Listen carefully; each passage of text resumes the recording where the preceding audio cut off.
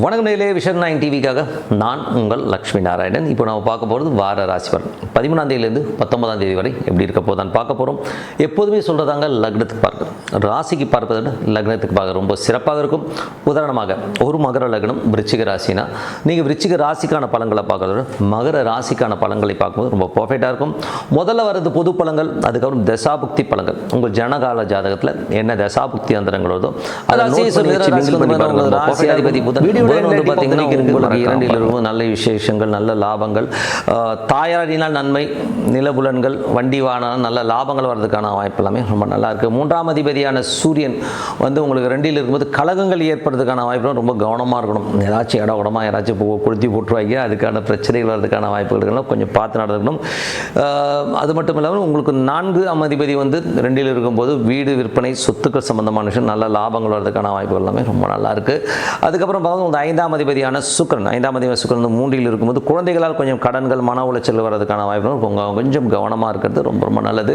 6ஆம் அதிபதியான செவ்வாய் வந்து உங்களுக்கு வந்து பார்த்தீங்கன்னா 12ல் இருக்காருங்க. ஸோ கொஞ்சம் வேலையில் அலைச்சல்கள் இருக்கிறதுக்கான வாய்ப்புகள் இருக்குது. அதனால் கொஞ்சம் கவனமாக இருந்துக்கிறது ரொம்ப ரொம்ப நல்லது. கொஞ்சம் ஹெல்த் கான்ஷியஸாக இருந்துக்கணும். ஏன்னா வந்து 6-12 சில நேரங்களில் வந்து போய் ரெஸ்ட் எடுக்க விட்ருவோம். ஏதாவது 2 ஜுரமோ ஒரு காஃபோ கொஞ்சம் அன்னீஸியாக இருக்கிற மாதிரி ஃபீல் இருக்கும். நல்ல ரெஸ்ட் எடுங்க. நல்ல தூக்கம் வந்ததுனாலே கொஞ்சம் இந்த மாதிரி ரிலீஃப்லாம் கொஞ்சம் கிளியர் ஆகிடும். அதுக்கப்புறம் பார்க்கும்போது உங்கள் 7ஆம் அதிபதியான குரு வந்து 2இல் இருக்கும்போது கணவன் மனைவிக்கு நடுவில் வந்து கொஞ்சம் கவனமாக இருக்கணும். ஏன்னா வந்து 7-8 வரும்போது கொஞ்சம் வாக்குவாதங்கள், பிரச்சனைகள்லாம் வரும்போது கொஞ்சம் கவனமாக இருக்கிறது நல்லது. மௌனம் காப்பது ரொம்ப நல்லதுங்க. ஏன்னா ஒருத்தர் வந்து பேசிக்கும் போது இந்த மாதிரி பிரச்சனைகள் வரும், கொஞ்சம் கவனமாக பார்த்துக்குங்க. அது மட்டும் இல்லாமல் அவங்கவுங்க குடும்பத்தாரை இழுத்து பேசாமதாலே பாதி சண்டை வராதுங்கிறது தான் உண்மையான விஷயம். அதுக்கப்புறம் பார்க்கும்போது உங்களுக்கு 8-9ஆம் அதிபதியான சனி 10இல் இருக்கும்போது தொழில் ரீதியான விஷயங்கள் ரொம்ப கவனம் தேவை. மாமியார் சார்ந்த உறவுகள்கிட்டலாம் பேசும்போது கொஞ்சம் கவனமாக இருக்கிறது ரொம்ப ரொம்ப நல்லது. 9ஆம் அதிபதி வந்து இப்போ 10இல் இருக்கும்போது தந்தை சார்ந்த விஷயங்கள், வெளிநாட்டில் இருக்கிற நல்ல லாபங்கள், நல்ல ஏற்றங்கள் வரதுக்கான வாய்ப்பு, நல்ல பணம் வரதுக்கான வாய்ப்பு ரொம்ப சுபமாக இருக்குங்க. ஸோ அதுக்கப்புறம் பார்க்கும்போது 10ஆம் அதிபதி 2இல் இருக்கும்போது தொழிலில் வந்து நல்ல ஏற்றங்கள், நல்ல லாபங்கள் இருந்தாலும் பார்ட்னர்ஷிப் சம்பந்தமான விஷயங்களும் கொஞ்சம் கேர்ஃபுல்லாக இருந்துக்கிறது ரொம்ப ரொம்ப நல்லது. 11ஆம் அதிபதியான செவ்வாய் வந்து 12இல் இருக்கும்போது நிறைய லாபங்கள் வர மாதிரி தான் அலைச்சல்கள் ஜாஸ்தியாக இருக்கும். நிறைய எஃபோர்ட் எடுத்து பண்ணுற மாதிரி சூழ்நிலை கண்டிப்பாக ஏற்படுத்துங்க. மற்றபடி இதுவரை 10 பொது பலன்கள். இப்போ பார்க்கும்போது தசாபுக்தி பலன்கள். மிதுன லக்னமாக இருந்து சூரியன் தசாபுக்தி, சூரியன் 3ஆம் அதிபதி 2இல் இருக்கும்போது கொஞ்சம் கலகங்கள் ஏற்படுறதுக்கான வாய்ப்புகள் இருக்கனால கொஞ்சம் கவனமாக இருந்துக்கிறது ரொம்ப ரொம்ப நல்லது. மிதுன லக்னமாக இருந்து சந்திர தசாபுக்தி அந்தங்கள். சந்திரன் வந்து 2ஆம் அதிபதி ராசியிலே இருக்கும்போது நிறைய எஃபோர்ட் எடுப்பீங்க. அந்த எஃபோர்ட்டில் வந்து ஒரு பெரிய லாபங்கள், நல்ல ஏற்றங்கள் வர்றதுக்கான வாய்ப்பு ரொம்ப நல்லா இருக்குது. பொருளாதார ரீதியில் நிறைய சம்பாதிக்கணுங்கிற எண்ணங்கள் எல்லாமே ரொம்ப நல்லா இருக்குது. மிதுன லக்னமாக இருந்து செவ்வாய் தசாபுக்தி, செவ்வாய் 6ஆம் அதிபதி உங்களுக்கு வந்து 12இல் இருந்து வேலையில் அலைச்சல்கள் இருக்கும். நிறைய பெரிய என்ன சொல்கிறது, ராத்திரி பகலமாக சுற்றுற மாதிரியான சூழ்நிலைலாம் இருக்கும். கொஞ்சம் டயர்ட்னஸ் ஜாஸ்தியாக இருக்கும். கொஞ்சம் நல்லா ரெஸ்ட் எடுத்துக்கிட்டிங்கன்னா கொஞ்சம் ஃப்ரீயாக இருக்கும். கொஞ்சம் உடல்நலம் சார்ந்த விஷயங்களும் கொஞ்சம் கவனமாக இருந்துக்கிறது ரொம்ப ரொம்ப நல்லது. அதுக்கப்புறம் வந்து மிதுன லக்னமாக வந்து ராகு தசாபுக்தி. ராகு வந்து பார்த்தீங்கன்னா உங்களுக்கு 9இல் இருக்கும். வந்து பிரயாணங்களாக நல்ல லாபங்கள் வரும். வெளிநாடு வெளி மாநிலங்களில் இருக்கணும் நல்ல லாபங்கள் வர்றதுக்கான வாய்ப்பு ரொம்ப சிறப்பாக இருக்குது.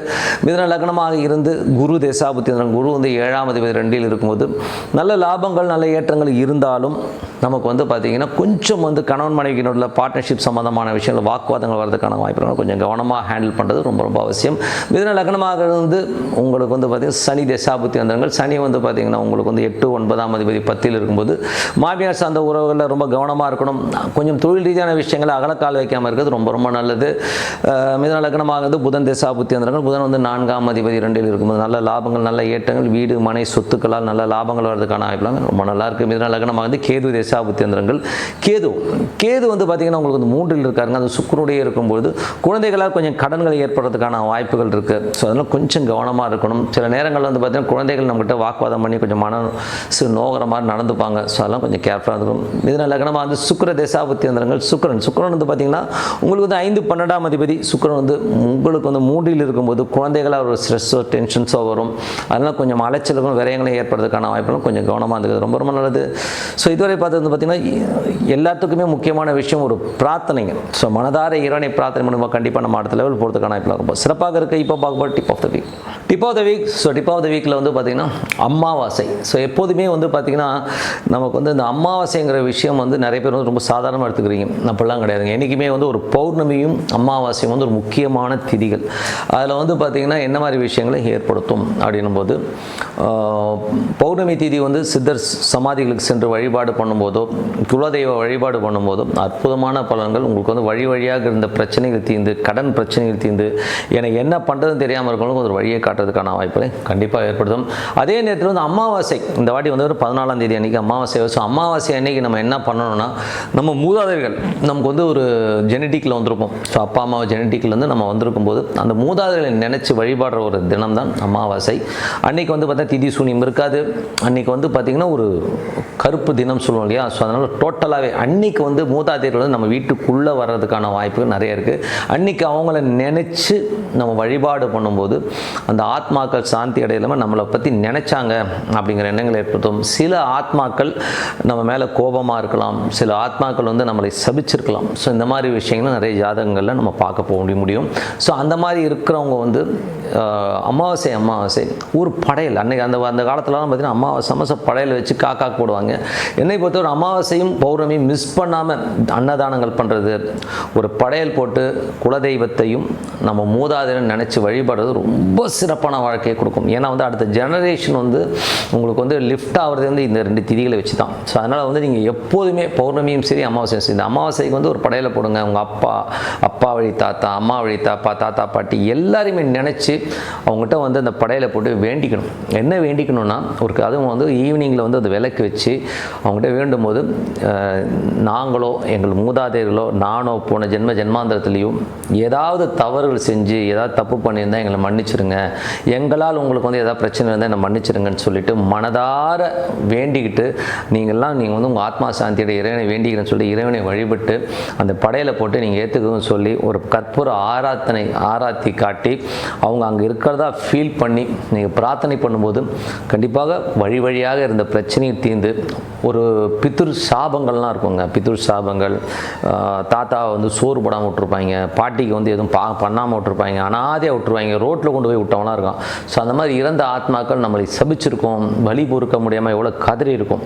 ஸோ அந்த மாதிரி ஆத்மாக்களிடமிருந்து ரிலீஃப் ஆகிறதுக்கான விஷயங்கள் அமாவாசையில் தான் நீங்கள் பண்ண முடியும். ஸோ அதனால் மனதார நீங்கள் வந்து இந்த வழிபாடு பண்ணும்போது வழியாக இருந்த கர்மாக்கள் நீக்கி நீங்கள் வந்து லைஃப்பில் வந்து அடுத்த கட்டத்துக்கு போகிறதுக்கான வாய்ப்புகள் இருக்குது. நீங்கள் அதை பண்ணி பாருங்கள். இன்னும் கேட்டிங்கன்னா இன்னும் பெஸ்ட்டாக பண்ணணும்னா ஒவ்வொரு அமாவாசையுமே திதி கொடுக்குறதே ரொம்ப நல்லது. ஒரு திதி வந்து கோயிலில் கொடுப்பாங்க. ஸோ அது நல்லா வந்து இலை ஒரு 150 ரூபா வருங்க. அது ஒரு செட்டு இலை. ஒரு ஐயருக்கு ஒரு 50 100 ரூபா கொடுக்க போகிறீங்க. ஐயருக்கு அந்த இலை எடுக்கணும் 20 ரூபா கொடுக்க போகிறீங்க, இவ்வளோ தான். ஸோ போட்டு ஒரு விளக்கு வச்சு வேண்டிக்கல என்ன இருக்குது, ஒரு பிராமணனுக்கு வந்து கொடுத்துட்டு நம்ம ஒரு திதி கொடுக்கும்போது அற்புதமான பலன். நீங்கள் அப்பவும் இதுதான் வேண்டணும். என்ன வேணும்னா, எனது மூதாதையர் அப்பா அம்மா வழி தாத்தா பாட்டி, அப்பா வழி தாத்தா பாட்டி எல்லாருடைய ஆத்மாக்களும் என்னாலும் என்னோட பூர்வ ஜென்மத்தில் நான் ஏதாச்சும் தவறுகள் செஞ்சுருந்தாலோ, என் மூதாதையில் தவறு செஞ்சாலும் எல்லாம் மன்னித்து உங்கள் ஆத்மா சாந்தி அடைன்னு சொல்லிட்டு மனதார நீங்கள் பிரார்த்தனை பண்ணும்போது கண்டிப்பாக அற்புதமான பலன்கள்லாம் கிடைக்கும். கண்டிப்பாக பண்ணி பாருங்கள். இது ஒவ்வொருத்தரும் பண்ணணும். இது வந்து எனக்கு தோஷம் இருந்தால் தான் பண்ணணும், இல்லைன்னா பண்ணக்கூடாதுனால எல்லாருமே பண்ணணுங்கிறது தான் உண்மையான விஷயம். மற்றபடி என்னங்க, என்னை பொறுத்தவரை ஒரு பிரார்த்தனை ரொம்ப அவசியம். அது அமாவாசையும் பௌர்ணமியும் மிஸ் பண்ணாதீங்க. ஸோ உங்களிடம் விடைபெறுவது உங்கள் லக்ஷ்மி. நன்றி, வணக்கம்.